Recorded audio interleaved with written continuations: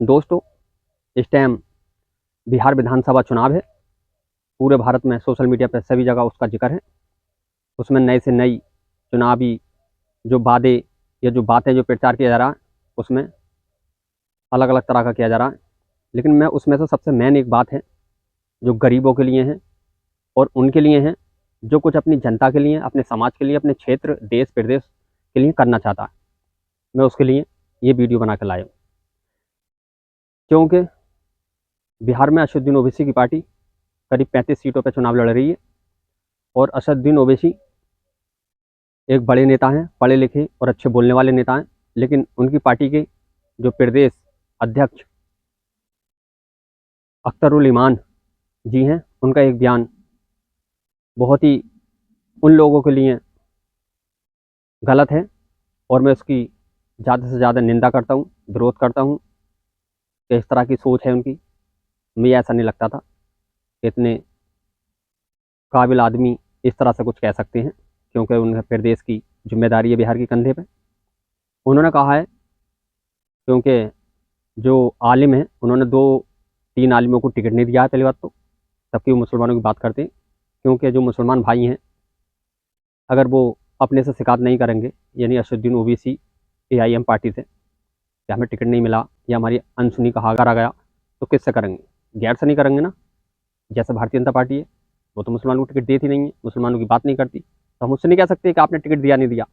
लेकिन कम से कम जो हमारे लिए हमारी हितैषी बनती है, मुसलमानों की हर जगह आवाज़ उठाते हैं ओवैसी साहब, उनसे तो हमें शिकायत रहेगी, क्योंकि वो हमारी वोट पर राजनीति करते हैं और हम वोट देते भी हैं। जैसे बिहार में हमारे मुसलमान भाइयों ने दिया, 5 सीटें निकली पिछली बार और 3 पे वो दूसरे नंबर पर रहे। तो हम मेन मुद्दे की बात पर आते हैं कि उन्होंने 3 आलिमों को टिकट नहीं दिया, जबकि देना चाहिए था। लेकिन कुछ और वजह होती तब भी हम मान लेते कि हो सकता है आलिम इस काबिल नहीं थे तो वो चुनाव लड़ते। लेकिन उन्होंने सोशल मीडिया में आकर डायरेक्ट कहा, जब उनसे किसी मीडिया वाले ने सवाल करा कि आपने चतुर्वेदी जो सालिम चतुर्वेदी जी हैं, 5 साल पहले भी उनका टिकट काट दिया था, नहीं दिया था, कि अगली बार देखेंगे, अब के भी नहीं दिया, क्या वजह आई? तो उन्होंने वजह बताई अख्तरुल ईमान जी ने, जो प्रदेश अध्यक्ष हैं, कि उनके पास चुनाव लड़ने के लिए, प्रचार करने के लिए, प्रसार करने के लिए जो पैसा खर्च होता, उनके पास पैसा नहीं था, इसलिए हमने उन्हें टिकट नहीं दिया। और वो इस बात को बहुत बड़ी बात समझ रहे हैं अपने आप को कि मैंने ये सही कहा है, क्योंकि वो कह रहे हैं कि मैंने इसलिए नहीं दिया कि उनके पास पैसा नहीं था, और सही करा ऐसा कह रहे हैं। तब कि ये गलत है, उनकी सोच गलत है। क्योंकि अगर ऐसा है कि अगर पैसे वालों को टिकट होगा तो चुनाव आयोग ने बिहार में विधानसभा के लिए एक प्रत्याशी के लिए 40 लाख तक का खर्च एक लिमिट बना दी है कि प्रचार में एक प्रत्याशी 40 लाख रुपए खर्च कर सकता है। तबकि चोरी छपके से जो पैसे वाले हैं, बहुत ज़्यादा धनबल वाले हैं, वो 1 करोड़ या 2 करोड़ रुपए तक खर्च करेंगे। अब इससे ये भी बात है कि जो आदमी 40 लाख रुपए तक खर्च करेगा चुनाव आयोग के तहत, जो कानून का उल्लंघन नहीं माना जाएगा, चुनाव आचार संहिता का उल्लंघन नहीं माना जाएगा, सिर्फ 40 लाख रुपए खर्च करेगा, उसके बाद वो जीत के आता है, तो क्या वो 40 लाख रुपए अपने पूरे नहीं करेगा? उस जनता के जो बजट आगा, जो पैसा आगा, नाली का, सड़क का, विकास का, पहले तो वो 40 लाख रुपए उनमें से पूरे करेगा। क्या जरूरी अगली बार उसे टिकट हो पाएगा उस पार्टी से, या चुनाव जीत पाएगा? तो वो सोचेगा 40 लाख रुपए अगले साल के लिए भी चाहिए, 5 साल के लिए चुनाव लड़ने के लिए, इसलिए वो 40 लाख अब के कमाएगा और 40 लाख अगले कमाएगा। करीब 1 करोड़ रुपए वो यूं डकार जाएगा। फिर क्या कहेगा जनता ने बीच में जाकर कि इस प्रत्याशी ने विकास नहीं किया। विकास क्या खाक करेगा? जब तुम पहले कह रहे हो कि पैसे वाले को टिकट दिया जाएगा, जब पैसे वाला आएगा वो टिकट के लिए पैसे देगा, चुनाव प्रचार में भी खर्च करेगा, करोड़ों रुपए खर्च करेगा, तो करोड़ों रुपए कमाएगा। क्यों आएगा राजनीति में? वो तो भाई अपना एक उद्योग धंधा लगा लेगा, उससे भी करोड़पति बन जाएगा वो। तो पहली बात तो ये कि पैसे के लिए उन्होंने आगे कर दिया, और उनकी जो चतुर्वेदी जी थे, उनकी मेहनत, जो पार्टी के 7-8 साल से मेहनत कर रहे थे, उन्हें पीछा कर दिया गया। इससे जो है जो पार्टी में कार्यकर्ता हैं, चाहे वो समाजवादी पार्टी की हो या आम आदमी पार्टी हो, किसी भी पार्टी की हो, या खास करके जिस पार्टी से बयान दिया गया है AIM पार्टी से, उनमें जो गरीब भाई बहन हैं, ये चाहते हैं कि हम देश की सेवा करें, हम राज्य की सेवा करें, जनता के बीच रहें, जनता के मुद्दों की बात करें, हम विधायक बने, हम सांसद बने। जो बेचारे दरी बिछा रहे हैं, चादर बिछा रहे हैं, जो डंडे और झंडे जो नारा दे में है ना, ये कि वो किसी भी पार्टी में जाओगे सिर्फ OBC की पार्टी से अलग, तो मुसलमान सिर्फ दरी बिछाएगा, झंडे उठाएगा, तो ऐसा लगता है फिर तो गरीब आदमी असदुद्दीन ओवैसी की पार्टी में जाने बेकार है। और जो गए हैं वो सिर्फ तमाम जिंदगी झंडे उठाएंगे और जिंदाबाद के नारे लगाएंगे और दरी बिछाएंगे। अब्दुल्ला जो काम हुआ कर रहा है, अब्दुल यहाँ भी तो वही काम कर रहा है इनके बयान से। इसलिए मैं इनके बयान की मुखालफत करता हूँ और घोर मुखालफत करता हूँ और विरोध में हूँ। दूसरी बात मैं ये बताना चाहता हूँ कि अगर ऐसा ही है कि पैसे वाले को टिकट दिया जाएगा क्या पक्का है अख्तरुल इमान जी ये लिख के देंगे हमें कि जितने उन्होंने टिकट दिए हैं वो सब चुनाव जीतेंगे पैसे वाले? नहीं जीत सकते ना, सबके सब नहीं जीत सकते।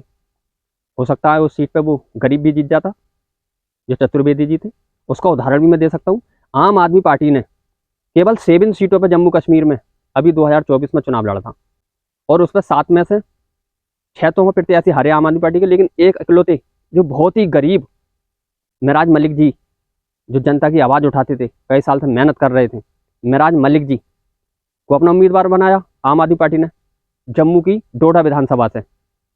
जिस रोज उन्हें अपने कागज जमा करने थे, फाइल जमा करनी थी, उस रोज उनके खाते में सिर्फ 8,000 रुपये थी, जबकि 10 से 15,000 रुपये तो उन्हें डिपॉजिट जमा करना था। तो क्या वो चुनाव न लड़े, या चुनाव लड़े, वो तो विधायक भी बने, और आम आदमी पार्टी ने उसका इनाम भी दिया, उन्हें प्रदेश अध्यक्ष बनाया गया जम्मू कश्मीर का। अगर आम आदमी पार्टी भी ये सोचे कि पैसे वाले को देंगे तो मिराज मलिक को कभी टिकट नहीं होता। और अख्तरुल इमान जी आपके ही प्रदेश से, बिहार से, बेगूसराय लोकसभा सीट से 2019 के लोकसभा चुनाव में क्या कन्हैया कुमार जी को कम्युनिस्ट पार्टी ने अपना उम्मीदवार न बनाया था? जबकि कम्युनिस्ट पार्टी को मालूम थी कि कन्हैया कुमार सिर्फ इस टाइम स्टूडेंट है, बेरोजगार हैं, कोई काम नहीं है, उनके पास पैसा भी नहीं है। दूसरा, उनके बाप भी बहुत लंबे टाइम पहले गुजर चुके हैं, और उनकी माँ एक विधवा हैं, आंगनबाड़ी में काम करती हैं। अब आंगनबाड़ी माँ एक बच्चों को पढ़ा लिखा भी रही है, वो कितने रुपए कमा रही होगी? अगर वो भी सोचती कम्युनिस्ट पार्टी के हमें टिकट नहीं देना चाहिए, क्योंकि वो चुनाव लड़ते लोकसभा का, ये तो विधानसभा से कई गुना बड़ा है, वो भी खत्म। अभी 2024 के लोकसभा चुनाव में देश की सबसे बड़ी दूसरे नंबर की पार्टी और देश की सबसे पुरानी पार्टी कांग्रेस पार्टी ने भी कन्हैया कुमार को अपना उम्मीदवार बनाया। कहाँ? देश की राजधानी दिल्ली, उत्तरी पूर्वी लोकसभा सीट से। क्यों बनाया? क्योंकि उन्हें लगता हो सकता है ये लड़का अगर जीते तो जिस तरह से ये बोलता है संसद में जाएगा, देश का और अपने बिहार का और अपनी जनता के लिए आवाज़ उठाएगा, मुद्दे की बात करेगा। ये नहीं देखा इसके पास पैसा है ना है, उस पार्टी ने पैसा लगाया। और मनोज तिवारी जो 3 बार सांसद हैं और एक्टर भी हैं, सिंगर भी हैं, उनके सामने चुनाव कांग्रेस ने लड़ाया। आप कह रहे हो कि पैसे वाले को चुनाव टिकट होगा, गरीब चुनाव नहीं लड़ सकता, उसे टिकट नहीं होगा। आप खुश हैं इस बात से कि सही है उन्हें टिकट नहीं करा, तो मैंने उनके पास चुनाव के लिए पैसा नहीं था। दूसरा, चंद्रशेखर आज़ाद उत्तर प्रदेश में, चंद्रशेखर आज़ाद उर्फ रावण, जो आपकी पार्टी से गठबंधन में है, जो तकरीबन आप खुद बता रहे कि आपके साथ में है और 15-25 सीटों पर वो लड़ेंगे आपके साथ में बिहार में। उनकी पार्टी के राष्ट्रीय अध्यक्ष चंद्रशेखर आज़ाद, भीम आर्मी के, क्या तुम्हें नहीं मालूम कि आपकी पार्टी के जो सहयोगी हैं चंद्रशेखर आज़ाद हमारे उत्तर प्रदेश की नगीना सीट से मौजूदा सांसद हैं? क्या वो उद्योगपति हैं? उन्होंने भी चंदा करके चुनाव लड़े हैं वो, और बीजेपी को यानी एनडीए को और गठबंधन को, कांग्रेस को और साइकिल को, सबको हराया उन्होंने, तब जीते हैं। आप जैसे अगर ऐसी जगह रहेंगे जहाँ टिकट आप जैसों को मिलेगा कि आप जैसे चाहें उसे टिकट दें, तो हो सकता है चंद्रशेखर आज़ाद जैसे, कन्हैया कुमार जैसे, मिराज मलिक जैसे, या जो हमारे उत्तर प्रदेश की 4 बार बहन मायावती जी मुख्यमंत्री रही हैं, वो भी एक गरीब परिवार से। तो आप जैसे तो ऐसे गरीबों को मौका नहीं देंगे, हमारी बहन और भाइयों को। आपके इस बयान की घोर निंदा करता हूँ, घोर विरोध करता हूँ, और मैं यही बताना चाहता हूँ कि जिस भाई या बहन के अंदर ये जज्बा है कि वो अपने राज्य की, अपने क्षेत्र की, अपने प्रदेश की, अपनी विधानसभा की, अपने देश के लिए, अपनी जनता के लिए कुछ करना चाहती, तो उन्हें मौका दें, पैसे की वजह से उसे पीछा ना छोड़ें। दूसरी बात, आपने ये कैसे सोच लिया कि उसके पास पैसा ना, हो सकता है वो अपना प्लाट बेच देते, हो सकता है अपना मकान बेच देते, हो सकता है किसी से उधार ले लेते, वो भी ना करते। चुनाव आयोग के तहत और हमारे संविधान के तहत हम चंदा लेके भी लड़ सकते हैं इलेक्शन।